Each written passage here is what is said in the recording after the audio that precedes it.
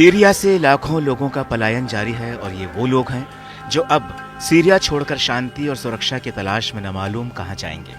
इनकी तकदीर में सीरिया लिखा है और ये सीरिया के हालातों के सताए हुए लोग हैं। सीरिया संताप बन चुका है, सीरिया संग्राम का दूसरा नाम बन चुका है, सीरिया जंग की प्रयोगशाला बन चुका है, सीरिया आतंक की फैक्ट्री बन चुका है, सीरिया साख का सवाल बन चुका है, सीरिया एक ना भरने वाला जख्म यानी अरब देशों में नासूर बन गया है। एक बार फिर विद्रोही गुटों ने सीरिया के सुकून का गला घोंटा और देखते ही देखते बारूद के गुबार से सीरिया का आसमान अपना मुंह छिपाने लगा। सीरिया अब जंग का मैदान बन चुका है उन तमाम देशों के लिए जिनके हथियारों का लाइव इस्तेमाल उनके मुल्कों में होता दिख नहीं रहा है। तभी सीरिया की जमीन पर कोई अपनी सेना के साथ तो कोई किसी देश के हथियारों के साथ फ्लावर को फायर बनाने में जुट गया है। एक नया फायर कट्टरपंथी संगठन हयात तहरीर अल शाम नाम से उभरा जिसने सीरिया को लहूलुहान कर दिया है। एक नया फायर कट्टरपंथी संगठन हयात तहरीर अल शाम नाम से उभरा जिसने सीरिया को लहूलुहान कर दिया है। एचटीएस और दूसरे विद्रोही संगठनों ने एक एक कर सीरिया के खास शहरों पर कब्जा जमाना शुरू किया जिसमें अलेप्पो और इदलिब सामरिक तौर पर बहुत मायने रखते हैं। सीरिया के बिगड़ते हालातों के पीछे ईरान ने आरोप लगाया है कि लेबनान में हिजबुल्लाह और इजराइल के बीच सीज फायर होने के अगले दिन से ही सीरिया में संघर्ष शुरू हो गया, जो साबित करता है कि सीरिया में आग लगाने के पीछे अमेरिका इजराइल हैं। और तो और सबसे बड़ा दावा यह भी किया जा रहा है कि एचटीएस को यूक्रेन हथियारों की सप्लाई कर रहा है। अरब मीडिया आउटलेट अल मयादीन के मुताबिक यूक्रेन पर आरोप है कि वो एचटीएस विद्रोहियों को एफपीवी ड्रोन और दूसरा गोला बारूद दे रहा है और साथ ही जमीनी बलों और ड्रोन ऑपरेटरों के बीच हमलों को अंजाम देने के तरीके भी सिखा रहा है। यूक्रेन पर यह आरोप बेहद ही गंभीर है और इसकी वजह से सीरिया की जमीन पर भयानक जंग छिड़ सकती है, क्योंकि यहाँ सीरिया के राष्ट्रपति बशर अल असद की मदद के लिए उनके दोस्त रूस के राष्ट्रपति व्लादिमीर पुतिन अपनी सेना भेज चुके हैं। ऐसे में रूस की एंट्री के साथ ही अमेरिका भी एंट्री मार सकता है ताकि क्षेत्रीय प्रभुत्व में उसका दावा बरकरार रहे।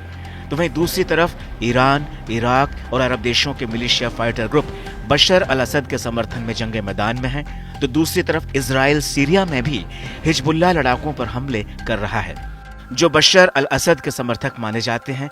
यानी वर्ल्ड वॉर की असली पिक्चर सीरिया में शुरू हो चुकी है। इस समय सीरिया में हालात बेहद खराब हैं। अबू मोहम्मद अल जुलानी के विद्रोही गुट के लड़ाकों ने असद सरकार को खौफ में डाल दिया है।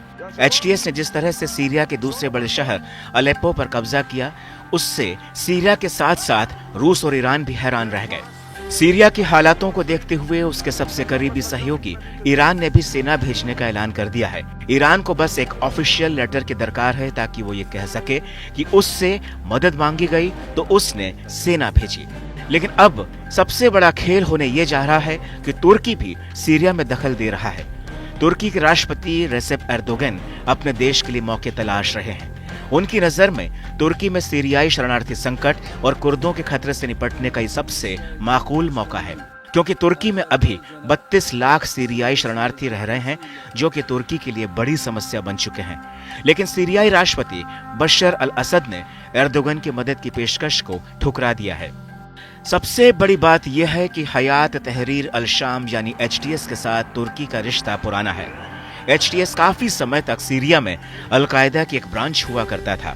हालांकि तुर्की ने एचटीएस पर अल-कायदा से अपने रिश्ते खत्म करने को कहा था, लेकिन अब देखते ही देखते एचटीएस पिछले कुछ सालों में काफी ताकतवर हो चुका है और उस पर अब तुर्की का जोर नहीं रहा। वहीं साल 2011 के बाद से तुर्की और सीरिया के रिश्ते भी सामान्य नहीं रहे हैं।